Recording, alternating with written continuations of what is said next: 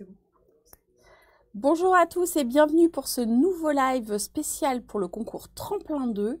Nous allons aujourd'hui travailler sur l'épreuve d'analyse de texte comparé avec la correction des copies que certains étudiants ont eu le courage de nous envoyer, donc bravo à tous.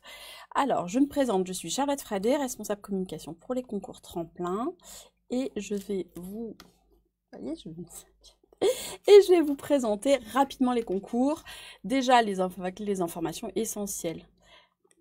Voilà, donc déjà la date, chaque année on a des étudiants qui ratent les dates, n'oubliez pas de vous inscrire avant le 27 mars, faites-le dès maintenant, une fois que le 27 mars est passé, c'est fini, on peut plus rien faire, on peut plus prendre de candidats et chaque année on dit à des candidats non, c'est trop tard, donc n'oubliez pas la date. Les écrits seront forcément le samedi 13 avril, il n'y a qu'une seule date, vous avez le choix du centre d'écrit, vous en avez plusieurs en France, dans les dom-toms et 2 à l'étranger. Vous avez aussi plein d'outils pour vous préparer en accès libre et totalement gratuit dans la rubrique Se préparer du site Écricom, des vidéos, des quiz, plein d'outils, donc n'hésitez pas à en profiter et évidemment, bien sûr, vous avez aussi les annales. Voilà, donc le concours Tremplin vous donne accès à 2 grandes écoles, Cage Business School avec 490 places, Neoma avec 455 places, il y a une petite faute de frappe, c'est pas grave. Et bien maintenant, je vais vous laisser avec notre super professeur Tim qui va faire la correction de copie. Merci à tous d'être là. N'oubliez pas d'appeler vos amis pour leur dire de venir nous rejoindre. Et bon live! Bonjour à tous, enfin bonsoir à tous plutôt, bienvenue donc dans ce live organisé par le concours Écricom et consacré à cette fameuse et très belle épreuve d'analyse de texte comparé. L'épreuve d'analyse de texte comparé, c'est une épreuve qui est très belle et qui n'est pas aussi facile qu'elle peut en avoir l'air. C'est une épreuve exigeante, d'accord? C'est une épreuve exigeante. Et donc, première chose que j'aimerais vous dire, c'est vous féliciter. Vous voyez, là, je vous ai mis, je suis pas un grand spécialiste des PowerPoint, mais je vous ai concocté un petit medley de vos différentes copies. Merci en tout cas et bravo à tous ceux qui se sont motivés pour faire cette copie-là. J'ai reçu, je crois, un nombre record de copies, donc c'est une très bonne nouvelle. J'ai pas pu du coup tout corriger, mais tous ceux qui ont été les premiers à envoyer leurs copies vont recevoir, laissez-moi un tout petit peu de temps parce que j'ai pas eu le temps de tout corriger, dans la semaine, en gros dans les 6-7 jours qui viennent, leurs copies corrigées envoyées par le concours Écricom. Donc bravo à tout le monde et bravo surtout d'avoir joué le jeu parce que Aristote avait cette phrase magnifique dans l'Éthique à Nicomaque: c'est en jouant de la cithare qu'on devient cithariste. C'est en faisant des analyses de texte comparé qu'on devient une star de l'analyse de texte comparé et donc qu'on réussit brillamment le concours Écricom pour intégrer ces deux belles écoles de la banque Écricom par le concours Tremplin. Alors, quel va être aujourd'hui donc l'objectif et le déroulement de ce live? Alors, tout simplement, vous voyez, hop, on va, non pardon, je me suis trompé de sens. On va commencer par faire un peu un petit récapitulatif qui va pas du tout nous prendre toute l'heure, je vous rassure, mais un petit récapitulatif tout de même pour vous préciser quels sont en fait les grands critères de l'épreuve. À quoi ça ressemble cette épreuve d'analyse de texte comparé? Parce que si j'ai eu beaucoup de copies, j'ai eu aussi du coup beaucoup de mauvaises copies. Alors j'ai eu aussi des bonnes copies, je vous rassure, des copies encourageantes. J'ai été un peu déçu par certains aspects de votre travail qui concernent justement en fait les grands principes de l'épreuve. C'est que parfois, avec plein de bonne volonté, vous me faites un travail de qualité dans le contenu, mais qui ne respecte pas du tout les critères de l'épreuve. Et ça, c'est très dangereux, c'est très dangereux. Ce soir, vous êtes peut-être au courant, mais il y a encore un épisode de Top Chef qui passe à la télé. Et si le candidat de Top Chef me fait un plat délicieux, mais que ça ne correspond pas à l'épreuve, eh ben, vous faites un hors-sujet, ou du moins vous ne respectez pas les critères, et vous risquez de partir en dernière chance et d'être éliminé du concours de Top Chef. Eh ben, c'est exactement la même chose avec l'analyse de texte comparé. Si vous avez très bien compris les dossiers, mais que vous ne respectez pas du tout les consignes qu'on vous donne, il n'y a aucune chance que ça se passe bien lors de votre admissibilité. Donc attention à ça, attention à ça. On va donc commencer par reprendre les grands principes de l'épreuve. Ensuite, on va reparcourir peut-être un peu le dossier, mais très rapidement. Et on va surtout ensuite essayer de voir un peu quels étaient les éléments positifs de vos copies, quels étaient les éléments qui posaient plus de problèmes, et faire en même temps de la méthodologie pour être sûr que vous arriviez prêt le jour du concours et le jour de cette épreuve d'analyse de texte comparé. J'en profite aussi, dernière chose avant qu'on commence, pour vous dire que vous êtes tout à fait invité, voilà c'est ça, invité à prendre la parole dans le chat pour me poser toutes vos questions. J'ai accès, moi, à la page Facebook sur laquelle vous êtes connectés. Et donc, n'hésitez pas à me solliciter, à poser vos questions. Et donc, je vous invite aussi à me dire bonsoir, bonsoir à tous. N'hésitez pas à vous signaler dans le chat. Comme ça, on va pouvoir faire en sorte que ce moment de direct soit le plus interactif possible pour que je puisse répondre à vos questions, à vos interrogations, à vos remarques. Si vous ne comprenez pas quelque chose, si je vais trop vite, si je vais trop lentement. Bref, faisons en sorte d'avoir une bonne session de taf ensemble puisque les concours approchent à grands pas. Je me permets aussi juste un petit conseil. N'oubliez pas, je sais qu'on vous l'a déjà dit il y a quelques minutes, mais n'oubliez pas de vous inscrire au concours. Tous les ans, j'entends des histoires. Telle personne n'a pas pu s'inscrire, telle personne nous avait envoyé une copie pour s'entraîner au concours Ecricom et a oublié de s'inscrire. Bref, attention à ça, vraiment, vraiment, c'est très important. Okay, donc n'hésitez pas à vous signaler dans le chat. Je vois que vous êtes déjà plus de 70 connectés, donc je suis ravi de vous accueillir. N'hésitez pas à vous signaler, à me dire bonsoir dans le chat. Voilà, salut Stéphane, bienvenue à tous. N'hésitez pas aussi, dernière chose avant qu'on commence, à bien prendre une feuille et un papier. Et un stylo, un papier et un crayon. Ça paraît débile, mais en fait, si vous notez pas tout ce que je vous dis, ben, ça va pas rentrer. Et le but, c'est vraiment que cette séance soit le plus profitable pour tout le monde. Ok? Alors, on va commencer. Salut Alexandre, bonsoir. Salut Rob, bravo de vous motiver. Salut Rose, bienvenue dans ce chat. Salut Tiven. Salut à tous. Bref, je vais pas pouvoir donner toute la liste, sinon ça va prendre trop de temps parce que vous êtes très nombreux connectés, donc c'est une bonne nouvelle. Salut Quentin. On est ravis de vous accueillir. Salut Mathis. Et bonsoir le concours Ecricom. Salut Stéphane. On y va. Quel est le premier élément que j'aimerais qu'on regarde ensemble? Donc, ah oui, pardon, j'avais oublié, j'ai loupé mon petit effet du coup. Et je suis encore un novice du PowerPoint. Bravo donc de vous être motivé, non seulement pour être connecté, mais surtout d'avoir fait autant de copies et de m'avoir vendu autant de copies. Alors, on y va. Premier moment de ce live, donc le rappel des grands principes de l'épreuve. Pourquoi je prends le temps de faire ce rappel et pourquoi je ne rentre pas directement dans la correction de vos copies? Parce que souvent, malheureusement, vous êtes trop nombreux, comme je le disais, à ne pas avoir respecté ces grands principes. Okay? Globalement, vous avez compris en fait les dossiers. Vous avez compris les documents parce que les documents ne sont pas d'une complexité folle. Mais comme vous n'avez pas suffisamment en tête les critères objectifs de la méthode et de l'épreuve, eh ben, du coup, vous vous plantez. Et donc, j'ai des notes qui sont parfois basses sur des copies qui ont pourtant bien compris l'épreuve.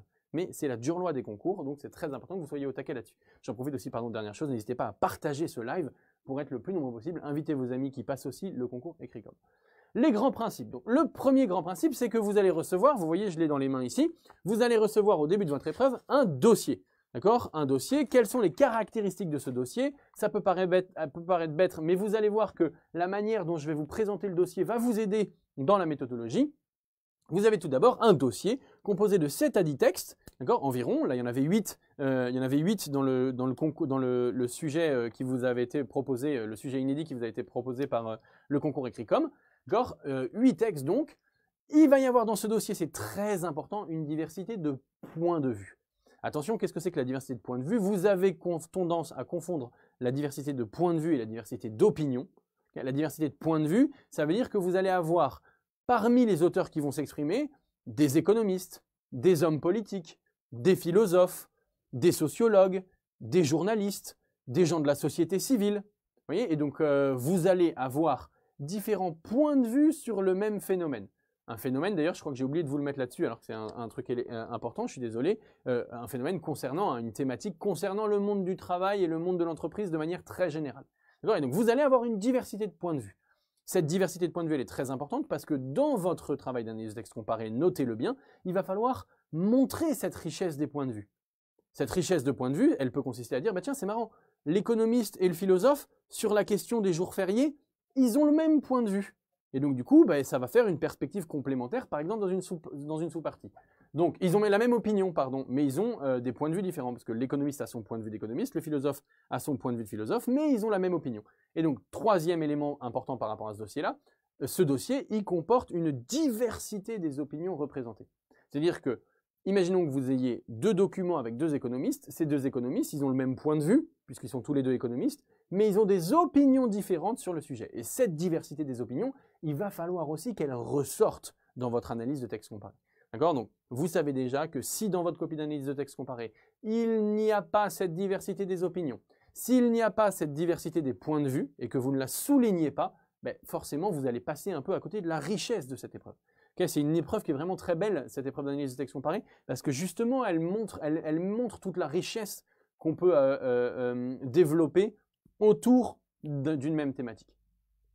Quatrième élément, les sources sont très variées. Et ça, attention, je vous le dis avec un point de vue de professeur qui est très important, c'est que ces différentes sources, comme elles sont très variées, il ne va pas falloir aborder les textes de la même manière. Vous voyez que dans la présentation même de l'épreuve, j'essaye de vous expliquer la méthode, puisque les sources sont très variées, que vous pouvez avoir des essais philosophiques, des extraits de revues, des extraits de journaux, de quotidiens, d'hebdomadaires, de mensuels, des extraits parfois de la littérature même. Souvenez-vous, il y a quelques années, il y a eu un magnifique dossier sur les jours fériés dans lequel vous aviez des extraits de textes de Louis XIV, par exemple.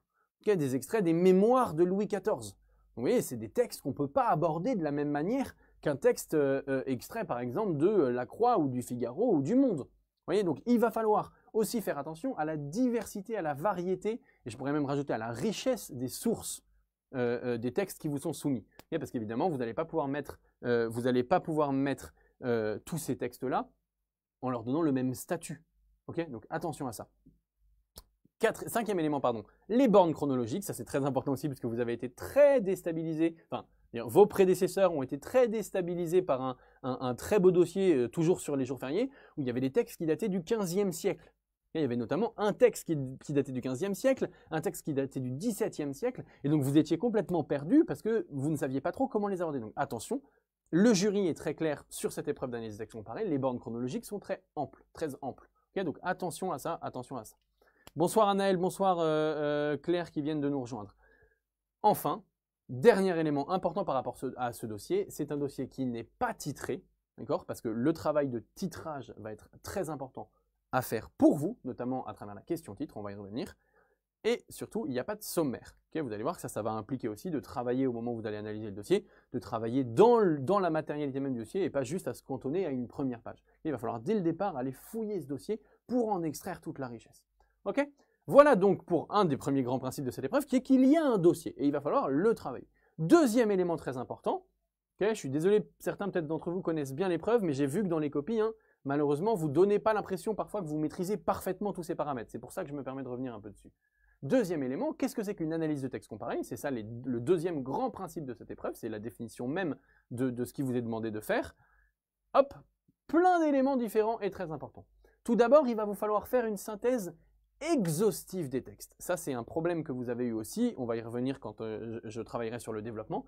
Mais vous êtes beaucoup trop nombreux à ne pas avoir parlé de tous les textes. Ça, attention, c'est très important. Il n'y a pas 75 textes, il y en a eu entre 7 et 10 en fonction des années. Donc, il va falloir que vous puissiez faire la synthèse de tous ces textes-là. Vous ne pouvez pas dire, oulala, comme certains l'ont fait il y a quelques années, le texte de Jérôme Leroy, là, bourré d'ironie, je ne suis pas sûr de tout compris. Bon, pareil, le texte de Louis XIV, c'est un peu écrit en vieux français, j'ai l'impression, j'y comprends que dalle, hop, je passe. Surtout pas, surtout pas. S'il y a une difficulté sur un texte, affrontez-la. Essayez de comprendre ce texte-là, de passer un peu plus de temps, pour pouvoir être capable de travailler tous les documents du dossier. Parce que, évidemment, ne croyez pas que le jury va se dire « Oh, c'est pas grave, petit chou, tu as décidé de ne pas traiter le texte 6 parce qu'il était plus difficile que les autres, mais c'est pas grave, comme il est plus difficile, on va te pardonner. » Non, justement, c'est bien parce qu'il est plus difficile, qu'on va vous attendre au tournant. Okay, alors, j'ai une question, effectivement. La synthèse, c'est l'intro pour l'interrogation? Non, pas du tout. L'analyse de texte, c'est un type de synthèse. Donc, en gros, synthèse, c'est un genre. Il existe plein de synthèses différentes dans les différents concours, mais l'analyse de texte comparé, c'est un type de synthèse bien particulier, et notamment, elle implique de faire la synthèse exhaustive des textes. Ok, ça, c'est le premier truc. Deuxième truc, il faut que votre ton dans l'analyse de texte comparé soit neutre et objectif. Neutre et objectif. Alors là, honnêtement, sur le sujet de la reconversion professionnelle que vous avez fait, sur lequel vous avez composé, j'ai pas eu beaucoup de prise de position très forte sur c'est super les reconversions professionnelles ou non, il faut surtout pas faire de reconversion professionnelle. Vous avez réussi à rester relativement neutre et objectif parce que le sujet n'implique pas énormément d'affect. On se dit pas ouais c'est super important la reconversion professionnelle, moi j'ai un avis très tranché. En revanche, attention, il est tout à fait possible que vous tombiez sur un dossier un peu plus chatouilleux, on va dire. Et si vous tombez sur un dossier chatouilleux, par exemple, portant sur la durée du temps de travail ou sur les jours fériés, bah, ne dites pas « Ah, regardez ces salauds de syndicalistes » ou « Attention, regardez cet affreux pouvoir libéral ». Il va falloir rester bien objectif et neutre. Ça implique aussi, notez-le, que je ne veux pas d'infos supplémentaires. On ne veut pas dans cette épreuve, le jury ne veut pas dans cette épreuve d'infos supplémentaires. J'ai eu trop de copies aussi, j'en ai eu au moins 3 sur celles que j'ai corrigées, qui m'ont rajouté plein de connaissances sur la question, en disant « Ah oui, tiens, dans mon expérience personnelle, j'ai bien vu reconversion personnelle parce que mon père, mon grand-père, ma petite sœur, je sais pas quoi, bref, n'importe. » Et vous racontez votre vie, vous rajoutez des éléments d'autres textes qui ne sont pas dans le dossier, donc attention, non. Ton objectif, ton neutre. Troisième élément fondamental de cette analyse texte comparé, il faut faire ressortir la dimension polémique du dossier. C'est clairement la dimension polémique du dossier qui manque le plus à votre analyse, à vos différentes analyses de texte comparé. Okay, c'est clairement ça qui manque le plus. Qu'est-ce que ça veut dire polémos en grec? Polémos en grec, ça veut dire le combat, la lutte. Et donc la dimension polémique du dossier, ça consiste à dire il y a des avis contradictoires et différents qui s'opposent. Okay, pour ne rien vous cacher, il y a des dossiers plus ou moins polémiques. Il y a des dossiers où vraiment il y a une partie des auteurs qui sont très fermes sur leur position, d'autres qui sont très fermes sur leur position et ces positions s'opposent. Là, il y avait en partie ça dans le sujet sur la reconversion professionnelle, mais ce n'était pas le sujet le plus polémique qui soit. Mais attention, ce n'est pas parce que ce n'est pas le dossier le plus polémique qui soit qu'il n'y a pas pour autant quand même de la polémique. Okay, et donc ça, il va falloir le souligner, c'est d'autant plus difficile à le faire, effectivement, et c'était un peu la difficulté de ce dossier-là, quand le dossier est moins problématique que d'autres. Okay, vous imaginez bien que sur un dossier portant sur faut-il supprimer les jours fériés et à quel prix? Bah là, vous avez évidemment des tensions énormes entre les différents auteurs, parce que certains vont dire non, il ne faut absolument pas, d'autres vont dire oui, il faut absolument, et donc forcément la dimension polémique est très forte. Quatrième élément, il faut évoquer explicitement tous les documents. Très important, vous devez dire, comme l'explique, là si on prend par exemple le dossier, comme l'explique Catherine Negroni dans son ouvrage Reconversion professionnelle volontaire, paru en 2007, vous devez faire explicitement référence, évoquer explicitement tous les documents. Okay, ça, attention, ça a manqué. J'ai eu parfois des synthèses de très bonne qualité, enfin des analyses de texte comparé de très bonne qualité, mais qui, ne respectant pas cette donnée fondamentale de l'épreuve, perdent parfois 5 points. Parce qu'en fait, vous n'évoquez explicitement aucun document. Or, une des difficultés de l'épreuve, c'est justement de bien amener les références, de bien amener les documents et de trouver des formulations adéquates, idoines, qui puissent exprimer avec une certaine élégance l'avis de tel ou tel auteur. Donc attention à ça, parce que c'est vraiment dommage quand vous oubliez cette consigne qui est fondamentale. Attention, avant-dernière information, ce n'est pas parce que vous devez évoquer explicitement tous les documents qu'il faut citer. Non, il ne faut pas de citation dans cette épreuve, on va y revenir. Il ne faut pas de citation dans cette épreuve, vous êtes là pour reformuler les idées des auteurs. Et vous avez été trop nombreux à me dire, comme le dit Catherine Negroni, 2 petits points, et là à me citer 3 lignes, puis à me dire « Ah, c'est exactement ce que souligne Sophie Denave dans son ouvrage Reconstruire sa vie professionnelle, 2 petits points, et là vous me citez 3 lignes. » Non, vous n'avez pas le droit de faire ça, vous devez toujours reformuler les idées du dossier. Enfin, 2 derniers éléments, une copie d'examen maximum, j'ai mis, et minimum pour l'interrogation. Pourquoi j'ai mis ça? Parce qu'en fait, ce qu'on vous demande, c'est une copie d'examen. Okay, si vous faites juste 2 pages, ça va être un peu court. Si vous faites 5 pages, ça va être beaucoup trop long. Donc l'objectif, c'est de faire vraiment 3 pages et demie, c'est-à-dire une copie. Okay, le jury précise bien qu'il est possible de dépasser si la qualité exceptionnelle du devoir le justifie. Autant vous dire, même si je sais qu'il y a des très bonnes copies, autant vous dire que voilà, ça ne concerne pas beaucoup de monde la qualité exceptionnelle de la copie, donc faites attention à ça. Faites bien une copie d'examen maximum et minimum, c'est très important. En gros, faites une copie. Et enfin, dernier élément, 3 heures d'épreuve, mais ça, normalement, vous connaissez bien tout ça. J'espère d'ailleurs, j'ai oublié de vous le dire, mais j'espère que tous ceux qui se sont entraînés se sont bien entraînés en temps. Ça ne sert à rien, hein, soyons très clairs, ça ne sert à rien de s'entraîner en faisant 6 heures d'épreuve, en disant « Oh, je vais rendre une analyse de texte comparé parfaite ». Ah oui, mais c'est pas le but. C'est pas le but. Le but, c'est pas de faire un travail parfait, c'est de faire un travail dans les temps, qui soit le meilleur possible. Mais si vous me rendez un devoir parfait, que je vous mets 18 et que vous dites « Ah, c'est super !» Bah non, en fait, si vous l'avez fait en 6 heures, évidemment, encore heureux que vous avez 18 si vous avez fait votre devoir en 6 heures. Attention à ça, si vous continuez à vous entraîner, ce que je vous conseille de faire, faites-le en temps. Ok ? Ensuite, dernier élément. Alors, Youssef me demande, vous parlez de quel exercice? On parle de l'analyse de texte comparé. Ok? Alors, j'ai vu qu'il y avait pas mal de sujets. Faut-il citer le titre de l'article, livre où seuls les noms et prénoms sont nécessaires? On va y revenir. Je vais répondre à toutes vos questions sur ça. Peut-on évoquer les documents? Peut-on mettre entre parenthèses texte 3 par exemple pour faire référence au texte? Mathilde, non. Okay, on va y revenir. Sur la manière de faire référence au document, on va y revenir, mais ne faites pas ça. Ne mettez pas entre parenthèses. Vous devez faire explicitement référence. Quand je vous dis explicitement référence, ça veut dire que vous devez dire, comme l'explique Sophie Denave dans son ouvrage Reconstruire sa vie professionnelle, et là vous dites ce qu'elle dit. Vous ne citez pas, mais vous reformulez ses idées. Alors, donc, vous ne mettez pas entre parenthèses texte 3, entre parenthèses doc 4. Non, ça, vous ne devez pas le faire. Ok, attention à ça. Abdel me demande 3 heures ou 2 heures. C'est 3 heures. C'est écrit sur la slide tout de suite. Ok. Ensuite, on avance. Troisième élément, la question titre. Les grands principes de l'épreuve, c'est ça. Un dossier dont on doit faire une analyse de texte comparée. Et enfin, qui doit être agrémenté d'une question titre. Qu'est-ce que c'est la question titre? C'est une question qui va servir de titre, comme son nom l'indique, avec une question centrée sur le thème du dossier, ça vous l'avez plutôt bien fait, on va y revenir. Centrée sur le problème du dossier, ça vous avez eu plus de mal, hein. Il y a quelqu'un qui, non sans un peu d'ironie, je sais plus qui a dit ça, m'a dit fallait se battre pour trouver la dimension, fallait creuser pour la dimension polémique. Oui, mais il y en avait une quand même. Vous allez voir, je vais essayer de vous expliquer en quoi il y avait une dimension polémique. C'est juste que c'est la difficulté. Comme les textes étaient plus faciles à comprendre, ben, en même temps, parallèlement, la difficulté c'était plutôt cette année, enfin en tout cas dans le sujet qu'on vous a donné là, c'est plutôt la problématisation. À l'inverse, vous aurez parfois des dossiers très problématiques, mais dont la compréhension des textes est plus compliquée. Ce sera plus facile de trouver le problème, plus compliqué de l'expliciter. Mais bref, c'est normal qu'il y ait toujours des ajustements comme ça. Bonsoir Clara, bonsoir François, il y en a qui continuent à me dire bonsoir, bonsoir Juliette, bonsoir Alexandre, je suis ravi de vous accueillir, bonsoir Mathilde, bonsoir Abdel. Alors, ensuite la question titre, donc centré sur le thème, centré sur le problème du dossier, et ça, c'est un gros problème, d'accord? Formulé en bon français. Ça, c'est le drame. Vous êtes des chèvres. Vous êtes des chèvres, et encore, c'est faire honte aux chèvres que de dire ça. Vous êtes des chèvres en formulation de questions.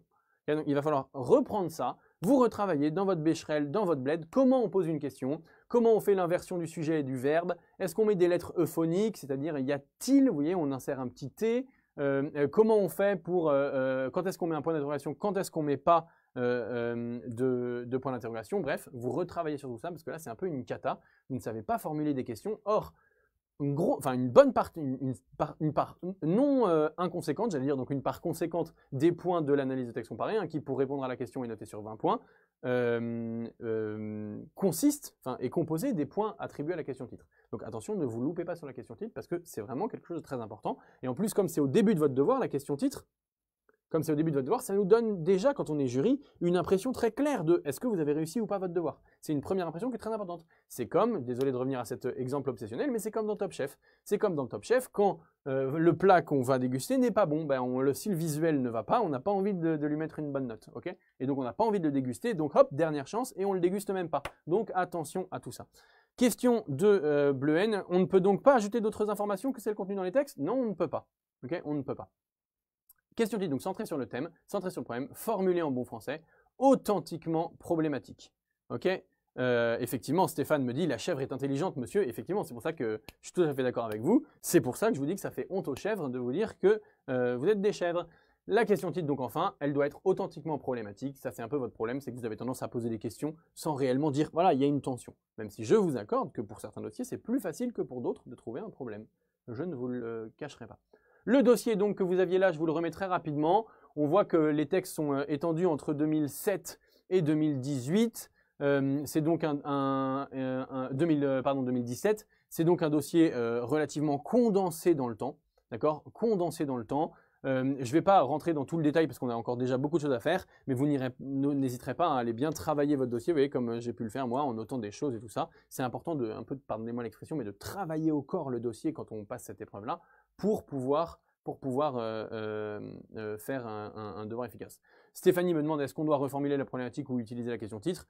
Non, la question titre, c'est une problématique. Vous pouvez tout à fait la recopier sans aucun problème. Souvent, quand vous avez une bonne question titre et que vous essayez de reformuler, en fait, vous vous plantez. Donc, puisque vous avez une bonne question titre, c'est une bonne problématique. Gardez-la si elle est bonne. Okay, Et si vous voulez la changer, ben, changez aussi votre question titre. Parce que si vous voulez changer, ça veut dire que vous voulez la prendre pour quelque chose de meilleur. Mais si c'est meilleur, dans ce cas-là, mettez une meilleure question titre. Okay, donc gardez la même question. Jennifer me demande un exemple de question titre. On va y venir. Voilà le dossier donc, qui vous était présenté. Je passe vite. Je voulais au début vous présenter un peu chaque document, mais on ne va pas avoir le temps. Je préfère me concentrer sur la méthode. Quelques problèmes de forme que vous avez eu. Qu'est-ce qui ne va pas là? Qu'est-ce qui ne va pas? Peut-être vous allez être assez réactif. Qu'est-ce qui ne va pas là dans la slide qui vient d'apparaître? Okay, quel est le problème qui se pose? C'est que là, vous ne faites pas, je l'ai écrit en fait, pardon, je suis bête, vous ne faites pas les alinéas. Attention, les alinéas dans la mise en forme de la langue française ne sont pas facultatifs. Vous voyez, hop, on passe d'un truc à l'autre. Là, il n'y a pas d'alinéa dans les deux premières copies, donc ça ne fonctionne pas. En revanche, la troisième, il y a un bel alinéa qui nous montre que c'est là que commence la nouvelle sous-partie ou la nouvelle partie, et c'est ça qu'on veut. N'oubliez pas de faire des alinéas. Il y a eu beaucoup de problèmes de forme dans vos copies, et c'est un peu dommage. Autre problème de forme qu'il y a eu, hop, les références aux documents. Je vais vous expliquer. Laurette me demande, vous conseillez de passer combien de temps sur la lecture du dossier sur les 3 heures? Allez sur le site Ecricom, il y a une gestion du temps qui vous est proposée. On ne va pas avoir le temps de rentrer dans tout ça. Anaël me dit, pardon, je réponds à la question aussi, la reformulation n'incite-t-elle pas à la paraphrase? Ben si, justement, c'est toute la difficulté de l'exercice. C'est qu'il ne faut pas tomber dans la paraphrase, mais faire de la reformulation. Donc, quel est votre autre problème de forme? C'est les références aux documents. Deux problèmes. Okay, c'est que souvent, vous ne soulignez pas les titres des documents, les titres des ouvrages, par exemple. Donc là, on dit, comme il est expliqué dans le livre « Reconversion professionnelle volontaire », là, c'est très bien parce que le titre de l'ouvrage est souligné. En revanche, autre problème, les titres des articles, on les met entre guillemets. Et ça, vous ne le faites pas. Et pourquoi j'ai mis une petite croix ici? Pourquoi j'ai mis une petite croix noire? Parce que vous avez tendance à faire des guillemets, vous voyez ici, tchouk, à faire des guillemets, vous voyez, qui sont des guillemets anglo-saxons, c'est-à-dire deux petits traits là-haut comme ça, tchouk tchouk. Or, c'est pas comme ça qu'on fait des guillemets. Les guillemets en France, ça se fait à la française, c'est-à-dire de cette manière-là, je vous montre. Le long de la ligne, ça, ce sont des guillemets français. Ça, ce sont des guillemets anglo-saxons. Okay, jusqu'à preuve du contraire, le concours Ecricom vous demande de vous exprimer en français. Et donc, si vous vous exprimez en français, vous devez faire des guillemets français.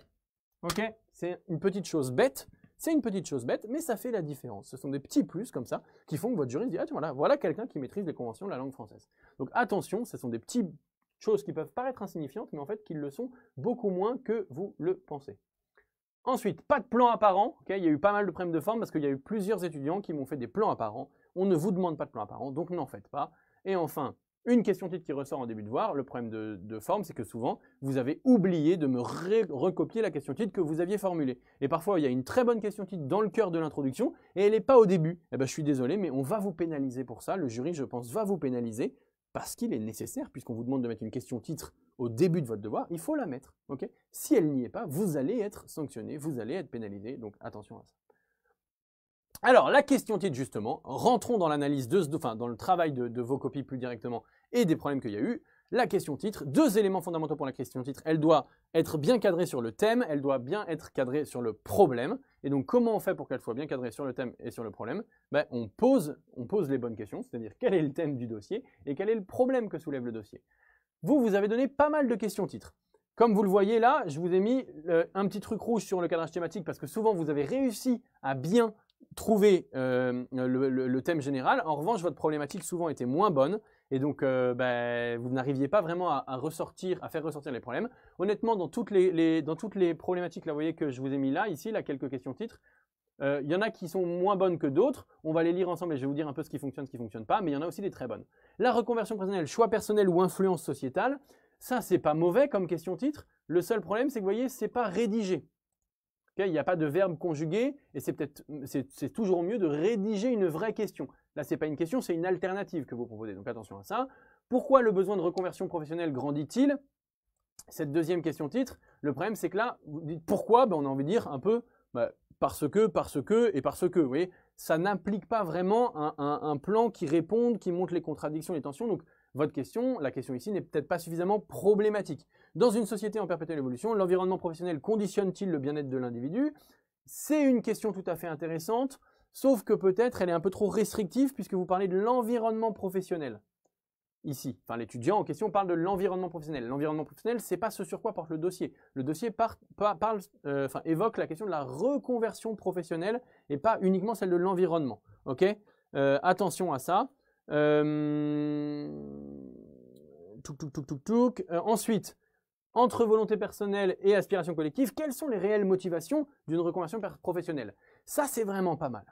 Ça fonctionne vraiment pas mal parce qu'il y a la tension entre est-ce que c'est l'individu qui veut ou est-ce que c'est la société qui veut. Ça, c'était une des premières grandes tensions du dossier, donc bravo à ça. Et ensuite, quelles sont les réelles motivations d'une reconversion professionnelle? Avec l'idée de réel, ça veut dire qu'il y aurait des motivations illusoires, fictives, qui ne correspondent pas à ce que veut vraiment l'individu. Donc là, il y a une sorte de double tension dans ce sujet, dans cette question titre, qui m'a vraiment séduit. Une tension qui m'a vraiment séduite et qui a fait que ce titre m'a vraiment séduit. Donc ça fonctionne vraiment pas mal. En quoi la reconversion professionnelle a-t-elle une importance ensuite grandissante dans notre société? C'est pas mal, mais pareil, ça manque un peu de problématisation. Changer de vie relève-t-il d'un phénomène individuel ou social? Ça rejoint un peu les problématiques du début qui manquent un petit peu de problématisation, mais qui vont dans le bon sens. La reconversion professionnelle est-elle un phénomène dû à notre société? Pareil, on a un peu envie de dire bah oui, forcément, en partie. Vous voyez, ça soulève pas de vrais problèmes, même si encore une fois, là, le cadrage thématique est bon. La reconversion professionnelle est-elle la nouvelle forme du bonheur? Il y a de l'idée là-dedans. Il y a de l'idée parce que l'étudiant a bien vu qu'il y avait une dimension liée à la question du bonheur. Et donc, ça, c'est important de le mettre dans le dossier. Est-ce que pour autant, il fallait faire toute votre question titre autour de ça? Voilà, ça pourrait porter à débat. Et enfin, la reconversion professionnelle est-elle à craindre? Il y a de l'idée. Il y a de l'idée aussi, mais le problème, c'est que c'est un peu trop restrictif. Il y a effectivement des documents qui montrent toutes les problématiques autour de la peur de se reconvertir et tout ça, la difficulté du saut que représente le fait de se reconvertir professionnellement.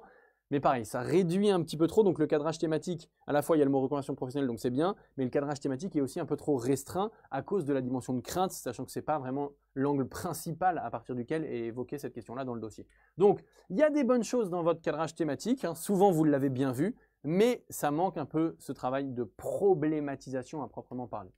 Ensuite, voilà pour la question titre. Ensuite, le plan. Quels sont les principes de construction de votre plan? Ça, c'est très important. Les principes de construction du plan sont les suivants. Votre plan doit répondre à la question titre. Ça manque un peu aussi. Souvent, vous me faites une bonne question, parfois vous m'avez fait une bonne question titre et vous m'avez fait un plan ensuite complètement thématique qui ne répond pas vraiment à la question que vous avez posée. C'est toujours un petit peu dommage parce que à partir du moment où moi, quand je lis une copie, on me pose une question à travers un titre, ben, je m'attends à ce que l'étudiant réponde à la question qu'il a posée puisque c'est lui-même qui l'a posée en fait. Donc on s'attend à ce qu'il y ait un travail de réponse. Malheureusement, ce n'est pas toujours le cas. Il faut aussi, c'est très important, 3 autres éléments, que votre plan soit articulé. Articulé comme les chevilles, d'accord, comme les chevilles d'un mécanisme. Il faut que ça, vraiment, on sente qu'il y a d'abord une première partie, puis une deuxième partie, puis une troisième partie, et que ça s'enchaîne bien. Du coup, en lien avec l'articulation, il faut que votre plan soit progressif. Commencez par le plus basique pour ensuite arriver au plus compliqué. Alors, il faut que votre plan soit progressif, qu'on commence par des choses rapides, plutôt simples, et ensuite que ça... Voilà, la réflexion se densifie peut-être, qu'on aille vers des enjeux plus complexes. Et enfin surtout, et ça c'est très important aussi, même si comme là votre dossier n'était pas le plus problématique de tous les dossiers d'analyse de texte comparé, vous êtes rarement tombé dans le piège, il faut que votre plan soit non contradictoire, c'est-à-dire que vous ne pouvez pas dire oui, non, et ensuite grand 3, je ne sais pas trop. Donc, vous n'avez pas le droit à une question de dire oui, non, ça ne fonctionne pas comme ça. L'intelligence humaine ne fonctionne pas par cette opposition binaire. Donc attention à tout ça. Il ne faut pas que votre plan soit contradictoire. Sinon, vous allez dire tout et son contraire.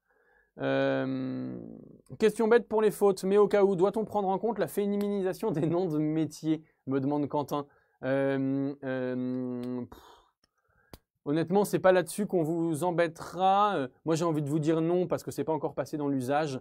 Même si j'ai vu, là, j'ai pas eu le temps de regarder toutes les questions qu'il y avait en ce moment, mais comme c'est pas parti dans la langue, c'est l'usage qui prime souvent hein, en lien avec la règle. Et donc du coup, Quentin, moi je vous conseille de ne pas le faire, mais je ne sais pas si le jury produira une petite note à ce propos-là. Est-ce qu'il faut rédiger une conclusion, me demande Antoine. Évidemment, on va y venir après. Donc les principes de construction du plan. Okay, vous m'avez fait pas mal de plans. Alors pour le plan bleu ENGRNT, dont j'ignore le prénom du coup, me demande pour le plan est-ce que 3 parties sont obligatoires? Non, pas du tout. La preuve c'est que regardez tous vos exemples de plans. Voilà tous les exemples de plans que vous me donnez. Grand 1, le changement de la reconversion professionnelle. Grand 2, la pression exercée par la société vers ce nouveau mode de vie. Alors attention, je me suis permis parfois de reformuler un peu vos plans quand il y avait de l'idée mais que c'était pas très clair. Grand 1, la définition du phénomène. Grand 2, l'impact qu'il peut avoir sur notre société moderne. Grand 1, la mobilité professionnelle était mal vue, impossible. Certains individus, grand 2, en quête de renouveau se lancent, grand 3, les moyens d'y parvenir. Vous voyez, ça c'est un des seuls, enfin non, il y en a un troisième mais qui n'est pas bon. Ça c'est un des seuls plans en 3 parties qui fonctionnait, je trouve, à mes yeux. Un choix qui relève d'une décision individuelle, grand 2, la responsabilité de la société. Et enfin, dernier plan, la signification de la reconstruction et le rôle de l'État. Grand 2, influence du contexte socio-économique. Grand 3, quelques cas significatifs. Alors, qu'est-ce qui va et qu'est-ce qui ne va pas dans ces différents plans, hein? Je vous donne quelques exemples de plans que vous m'avez donnés, même si je les ai reformulés. Le fait qu'il y ait 2 parties ou 3 parties, c'est pas fondamental. Si vous avez un dossier qui est très dialectique, c'est toujours mieux de faire 3 parties pour donner du dynamisme. Dire qu'il y a un phénomène, qu'il y a des limites et que du coup on va essayer de voir quelles sont les solutions, les perspectives. C'est toujours mieux. Là, le dossier n'était pas extrêmement dialectique, extrêmement problématique, donc ce n'était pas forcément obligatoire absolument de faire 3 parties. D'accord ? En revanche, il y a des plans qui ne fonctionnent pas trop. Par exemple, le dernier plan là, il ne fonctionne pas trop. Ce plan-là, il ne fonctionne pas trop. Pourquoi? Parce que vous dites la signification de la reconstruction et le rôle de l'État. L'influence du contexte socio-économique et ensuite quelques cas significatifs. Et votre grand 3, du coup, c'est un peu un ovni. Vous dites, ah, au fait, je vais vous donner plein d'exemples, plein de cas significatifs. Mais ce n'est pas comme ça qu'un plan répond à une question. Les cas significatifs, en fait, ce sont des illustrations qui doivent venir enrichir votre réflexion, votre développement, mais ça ne peut pas faire une partie en elle-même. Donc ce plan-là, par exemple, il ne fonctionne pas bien. Ensuite, grand 1, celui juste au-dessus, un choix qui relève d'une décision individuelle. Grand 2, la responsabilité de la société. Ça fonctionne, au moins ça aura le mérite de répondre à la question. J'ai peur que ce soit un plan un peu statique, et puis vous voyez, là on pourrait très bien changer le 1, le 2 à la place du 1. Donc moi, ce n'est pas le plan que je trouve le plus articulé, mais ça peut fonctionner. Le troisième plan, je trouvais pas mal. La mobilité professionnelle était mal vue, impossible, même si j'ai peur que dans ce plan-là, il n'y ait pas énormément… Là, je fais comme si je découvrais vos plans. Hein. Même si j'ai peur que dans cette partie-là, il n'y ait pas énormément de contenu, parce que le dossier ne dit pas tant que ça que la mobilité professionnelle est mal vue. Il dit que la mobilité professionnelle est un phénomène en plein essor. Il ne dit pas que ça a été mal vu à une époque, ou il le dit peu. Ensuite, certains individus en quête de renouveau se lancent, ça effectivement ça peut être intéressant. Les moyens d'y parvenir, ça peut être intéressant aussi, même si j'ai peur, pareil, que dans ce plan-là, il n'y ait pas forcément suffisamment l'explicitation de tous les problèmes que pose pour notre société, pour l'individu, la question de la reconversion professionnelle. Et le 1 et le 2, se ressemblent, enfin le plan 1 et le plan 2 ici, là, se ressemblent pas mal. Sont pas mauvais non plus, mais globalement, j'ai jamais été très favorablement impressionné par vos plans parce que ça manquait justement de cette dimension progressive d'articulation. Donc, je vous propose moi un plan, encore une fois, qui n'est pas du tout un plan parfait, mais qui, je pense, a un mérite. C'est justement d'essayer d'articuler un peu les aspects et de faire ressortir tant bien que mal, parce que je reconnais que c'était pas le dossier le plus problématique et donc c'était la difficulté sur ce sujet-là. Quel plan possible? Moi, j'aurais fait une première partie présentant un peu l'essor du phénomène de reconversion professionnelle. Entre parenthèses, dans ma tête, là, je me dis, ce que je vais développer là-dedans, ce sont les causes et les fonctions de l'essor de ce phénomène. En gros, pourquoi l'essor du phénomène de reconversion professionnelle? Qu'est-ce que ça dit aujourd'hui? Qu'est-ce que ça dit aujourd'hui et quelles sont les causes? Qu'est-ce qui pousse à faire tout ça?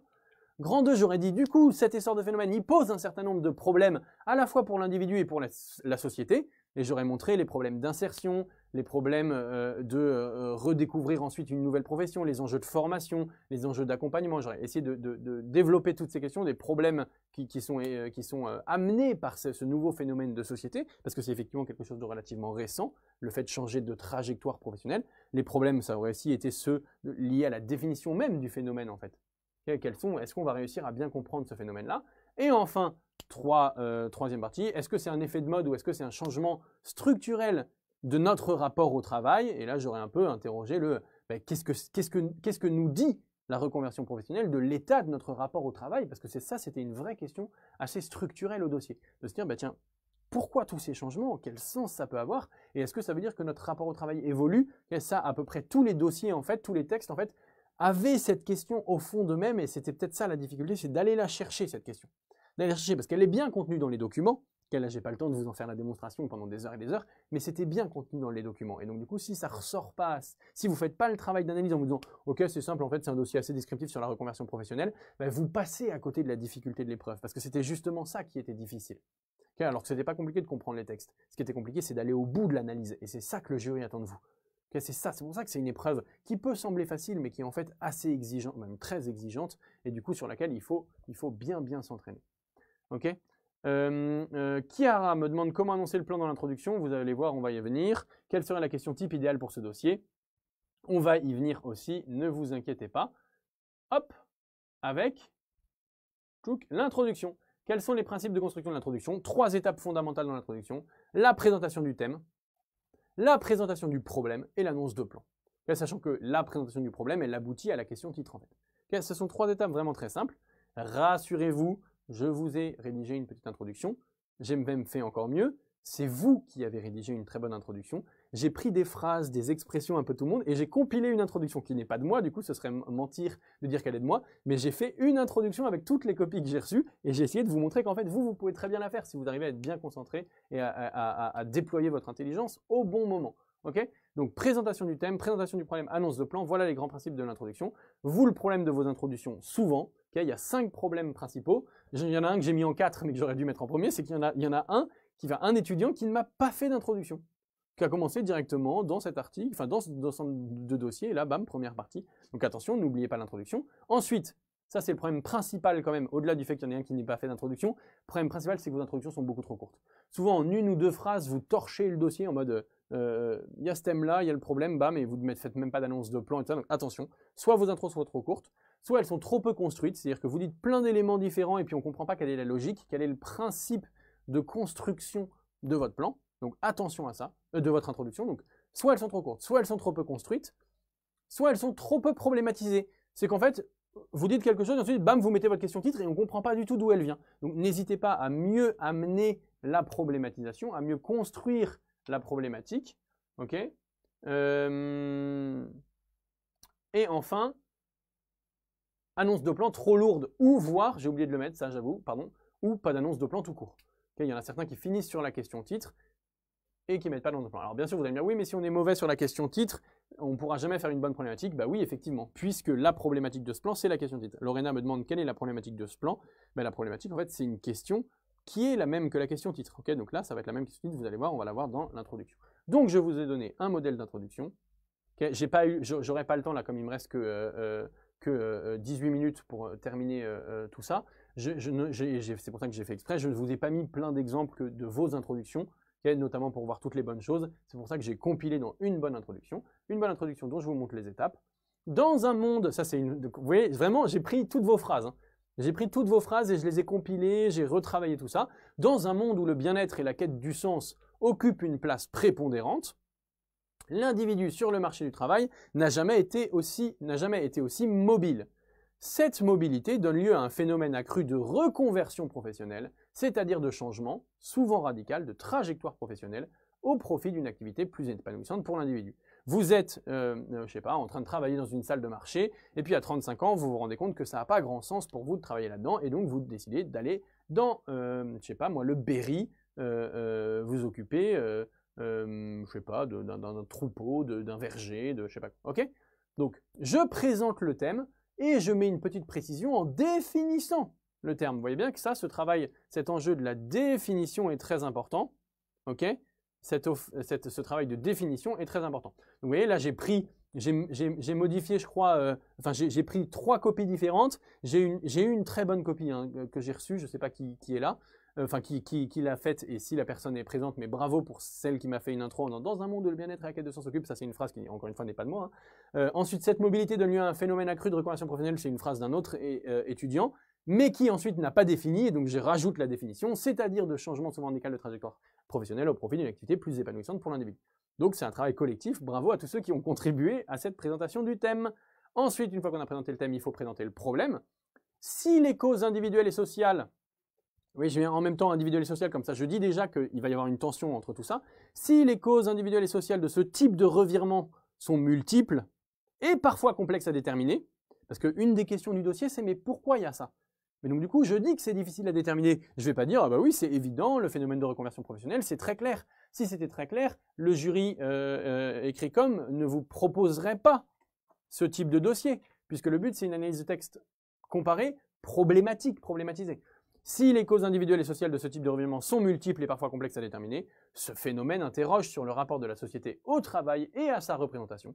Qu'est-ce que ça veut dire pour nous travailler aujourd'hui? Qu'est-ce que c'est que de réfléchir au sens de notre activité professionnelle et tout ça? Donc je présente le problème.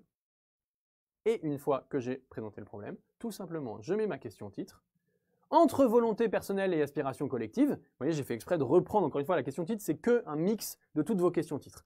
Okay, entre volonté personnelle et aspiration collective, dans quelle mesure le phénomène de reconversion professionnelle interroge-t-il le rapport de l'individu au travail dans la société contemporaine? Point d'interrogation. Je vous l'accorde, c'est un titre qui est pas une question titre qui n'est pas évidente à formuler, mais c'était justement toute la difficulté de ce dossier, encore une fois. Et c'est pour ça que c'était un bon dossier. Parce que si on vous met des dossiers où c'est trop évident et trop facile, ben vous ne pouvez plus vous démarquer. Alors que quand vous avez bien bossé le dossier, vous voyez ça, vous arrivez à le formuler, et c'est ça qui fait la différence le jour du concours. Okay, encore une fois, c'est un concours, le but c'est de se démarquer. Donc c'est normal qu'il y ait des difficultés. Okay, Théo demande la définition des mots essentiels vient de nous ou bien on la prend dans certains textes. C'est un peu les deux en même temps. C'est-à-dire que là, cette définition-là, elle n'apparaît pas telle quelle dans le dossier, mais j'ai bien vu que ça parle de changement, que ça parle souvent de changements radicaux et que c'est souvent au profit d'une activité plus épanouissante. Okay, on ne parle pas de reconversion professionnelle quand vous êtes dans le Larzac et que vous dites « Allez, maintenant, je veux devenir trader ». On pourrait, mais en fait, ça arrive peu, vous me l'accorderez. Okay, donc, c'est une très bonne question. Il faut faire un peu un mix, quoi. Ensuite, question titre entre volonté personnelle et aspiration collective. Dans quelle mesure le phénomène de reconversion professionnelle interroge-t-il le rapport de l'individu au travail dans la société contemporaine? Vous voyez, là, c'est une question. Pourquoi c'est une question titre problématique? Parce qu'on ne peut pas dire oui ou non. Okay, on va devoir répondre en plusieurs temps, expliquer que bah oui, ça montre ça, mais ça pose tel problème. Oui, on ne peut pas y répondre simplement à une question titre. Une question titre, si on peut juste dire bah, parce que, c'est pas une question titre en fait. C'est une question tout court qui n'est pas problématique. Genre, est-ce que tu aimes le chocolat? Oui, j'aime le chocolat. Voilà, on s'arrête là. On peut pas dire oui, j'aime le chocolat, mais en même temps, bah non, soit vous aimez pas. Okay, donc attention à ça, question titre bien problématisée.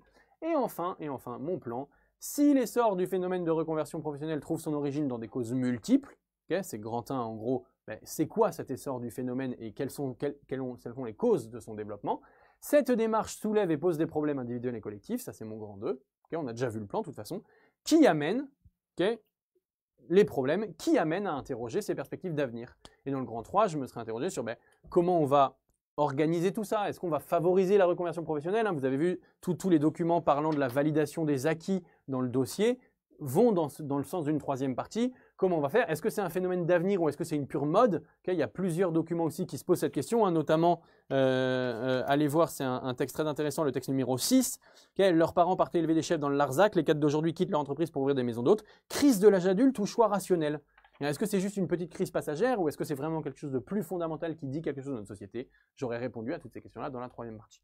Honnêtement, je trouve que votre travail compilé par mes soins a pas mal de gueule et je pense que ce serait une très bonne annonce de plan, une très bonne question titre, une très bonne présentation du problème, une très bonne présentation du thème. Ce qui me montre bien, les loulous, que si vous bossez un petit peu, il n'y a pas de raison que vous ne fassiez pas une excellente introduction le jour J. Ok? Voilà pour la bonne introduction. Ensuite, le développement, les principaux problèmes que vous avez rencontrés dans votre développement. Il y en a pas mal. Il y en a pas mal. N'oubliez pas que, premièrement, les idées doivent toujours primer. D'accord? Qu'est-ce que ça veut dire? Les idées doivent toujours primer. Je l'ai reformulé avec le deuxième tiret. Ça veut dire que les documents doivent être instrumentalisés.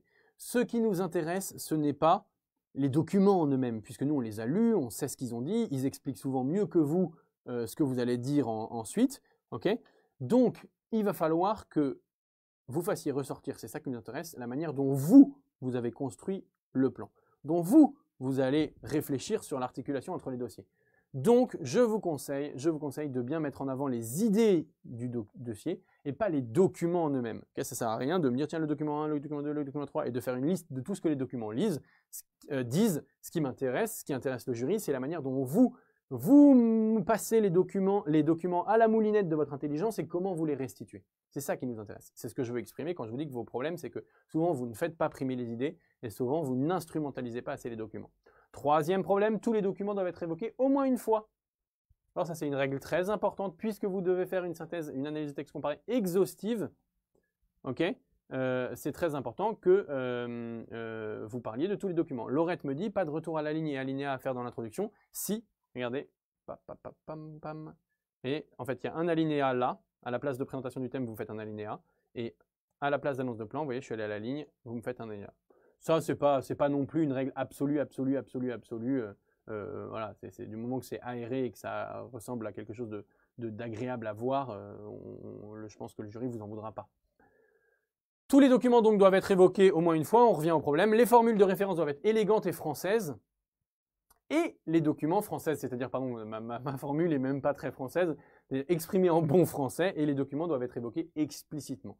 Vous devez dire, comme l'explique Virginie Charpenay dans son ouvrage « Se lancer dans les métiers du bien-être, du zen et du bio », ou comme Héloïse Lérété l'a souligné dans son article paru dans Sciences Humaines « Changer de vie, le syndrome de la chambre d'hôte », vous devez explicitement faire référence aux documents, et en même temps, c'est le 1, 2, 3, 4, 5, 6e tiret, je crois. 1, 2, 3, 4, 5, 6, le 6e tiret, effectivement. Et en même temps, c'est pas parce que vous évoquez explicitement les dossiers qu'il ne faut pas aussi faire un travail de reformulation. On ne veut pas de citation dans cette épreuve. Et attention aussi, autre élément important de vos problèmes, les documents doivent être mis en relation. Et il y a un document notamment, je suis en train d'essayer de le retrouver dans mon dossier, il y a un document qui évoque un autre document. Okay, l'ouvrage de Sophie de Nave, je crois, si je me souviens bien, il est évoqué par un autre document. Et donc, vous voyez, il y a un travail explicite, de mise en relation des documents qu'il ne faut pas. Voilà, c'est ça. C'est le document 6, le texte 6, qui parle de la sociologue Catherine Negroni. Et oh, ça tombe bien, puisque vous avez vous-même un texte de Catherine Negroni, qui est le texte numéro 2. Vous voyez, ce travail de mise en relation, ça veut dire que le dossier a été très bien construit, très bien sélectionné. Et donc, c'est important, c'est important. Océane, tous les documents doivent être évoqués au moins une fois par paragraphe ou une fois dans la synthèse. Une fois dans la synthèse, vous ne pouvez pas mettre dans chaque sous-partie tous les documents, vous vous rendez compte? 8 documents dans une sous-partie, ça ne marcherait pas du tout. Attention. Les documents doivent être mis en relation, vous devez faire un travail de reformulation. Les transitions aussi importantes ne sont pas facultatives. Okay, montrez comment vous articulez votre réflexion. Les transitions ne sont pas facultatives et le ton doit rester neutre et objectif. Ça, c'est un autre problème que vous avez eu dans votre développement. Okay, donc faites bien attention à ça, hein. Je répète tous ces éléments qui sont fondamentaux. Les idées doivent primer, les documents doivent être instrumentalisés, tous les documents doivent être évoqués au moins une fois. Okay, au moins une fois, c'est très important. Même le document que vous ne comprenez pas. Okay, vous essayez de le comprendre à tout prix. Quitte à, on préfère, je pense, le jury préfère, même j'en suis sûr, le jury préfère toujours qu'il y ait un élève qui ait fait un petit faux sens ou un petit contresens sur un texte en ayant dit ok, je suis pas sûr de le comprendre, donc je le mets. Et dans ce cas-là, vous mettez « il semble que », comme ça vous prenez un peu une précaution rhétorique, plutôt que quelqu'un qui met le texte qu'il ne comprend pas sous le tapis en croyant que nous, on ne va pas le voir, que le jury ne va pas le voir. Il faut arrêter de nous prendre pour des imbéciles. Surtout qu'on sait très bien, le jury sait très bien quels sont les textes qui sont difficiles. Okay, il y a quelques années, quand il y avait un texte avec beaucoup d'ironie, ou un texte un peu compliqué d'un auteur du XVIIe, mais le jury savait très bien que c'est sur ce texte-là que les étudiants vont buter. Et donc, la correction du concours, elle se faisait justement sur ça. Non, tiens, on va voir s'ils ont réussi à relever le défi. On préfère quelqu'un qui relève le défi mais qui se plante un peu dans l'accomplissement de la quête, plutôt que quelqu'un qui dit « Ah non, moi en fait du coup, ça va, ce texte-là, je préfère ne pas trop le travailler. » Attention, attention, attention, ça ce sera vraiment très très pénalisé. Ok, faites attention à ça. Les transitions ne sont pas facultatives. Donc j'en étais à ensuite, tous les documents doivent être évoqués au moins une fois. Les formules de référence doivent être élégantes et exprimées, on va dire, en bon français, et formulées en bon français. Les documents doivent être évoqués explicitement. Je me répète, mais c'est très important. Les documents doivent être mis en relation. Je l'ai déjà dit. Vous devez faire un travail de reformulation, pas de citation, ça c'est très important. Attention, petite précision, le seul moment où vous pouvez faire une citation, c'est si vraiment il y a une formule très emblématique. Okay, si vous avez par exemple un texte du général de Gaulle qui dit « Je vous ai compris », vous n'allez pas dire il exprime le fait qu'il affirme sa volonté de dire que la compréhension est bien passée entre le peuple et lui. Non, vous dites comme l'a affirmé le général de Gaulle, de manière forte, de petits points, je vous ai compris. Vous voyez, c'est ça l'idée. Ou sinon, si vous avez une formule du type Nicolas Sarkozy qui dit il faut travailler plus pour gagner plus, vous n'allez pas dire il faut avoir une activité rémunérée plus importante afin d'avoir une rétribution correspondante de la même valeur. Ce serait ridicule.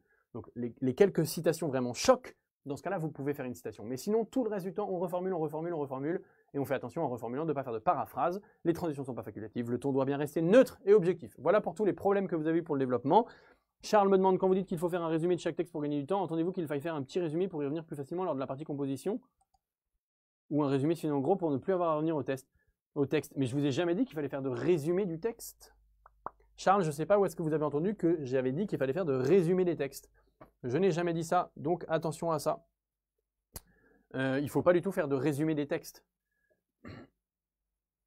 Et enfin, dernier élément, j'avais oublié ça, les problèmes de compréhension du dossier. C'est-à-dire quand vous n'avez pas compris le dossier, Mais ça, je ne peux pas faire grand-chose pour vous. Il faut vous entraîner à lire des textes. Là, on est en train de mettre dans le chat justement toutes les annales des concours Écricom. Allez vous entraîner là-dessus, allez lire les textes pour vous voir à quoi ressemble un dossier d'analyse de texte comparé. C'est très important pour s'entraîner.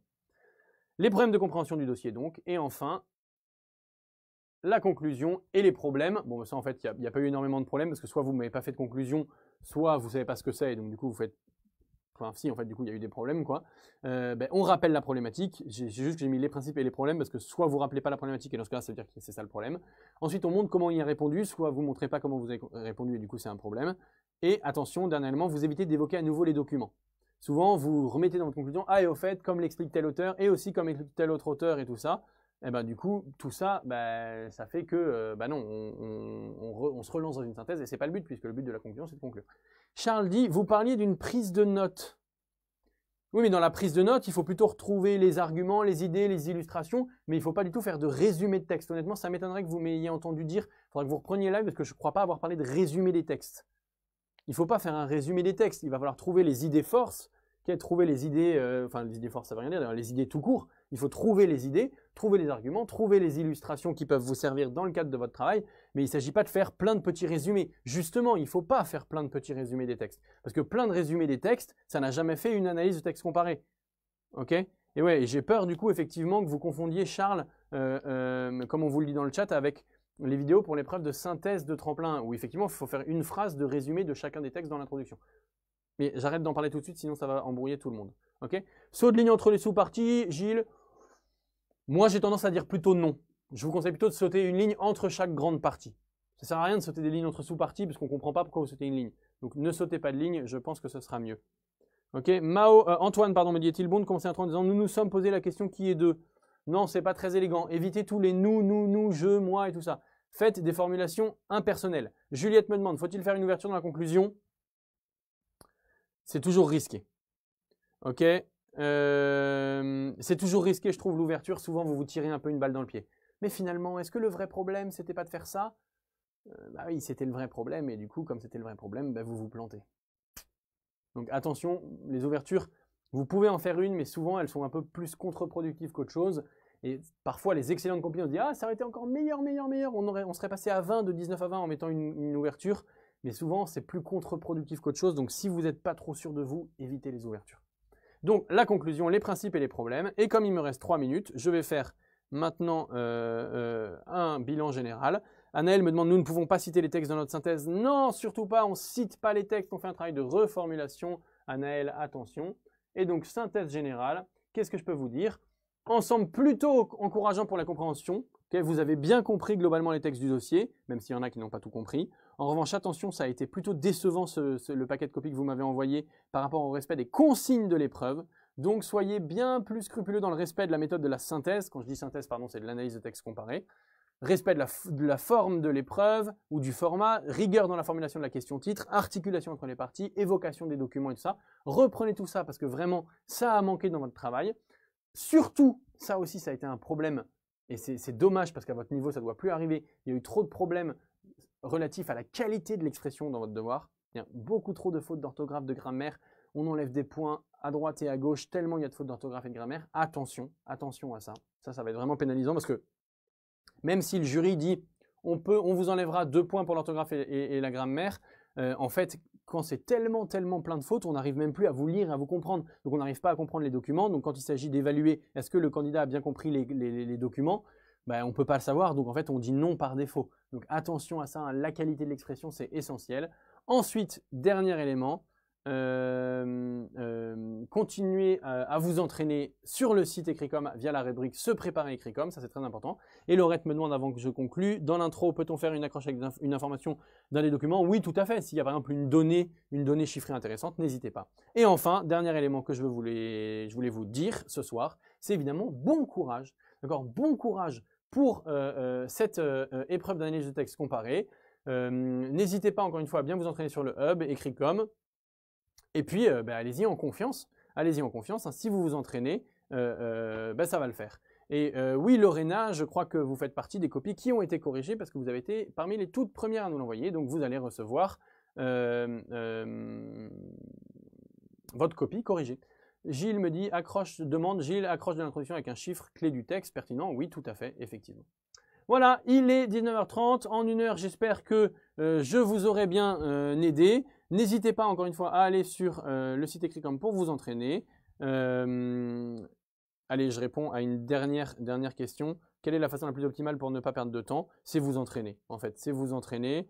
Et ensuite, on accélère la composition, on lit tous les textes, on fait une prise de notes. Ça dépend de la méthode de chacun, Charles. Ça dépend vraiment. Si vous êtes très à l'aise et que vous avez l'habitude de lire, ben, moi, par exemple, j'ai l'habitude de lire. Et donc, du coup, la lecture des textes, je la fais très rapidement et je passe beaucoup plus de temps à écrire mon devoir. À l'inverse, vous, si vous n'avez pas l'habitude de lire, il faut que vous fassiez plus de temps à la lecture. Vraiment, c'est en vous entraînant que vous allez vous rendre compte de vraiment ce qui vous sert et ce qui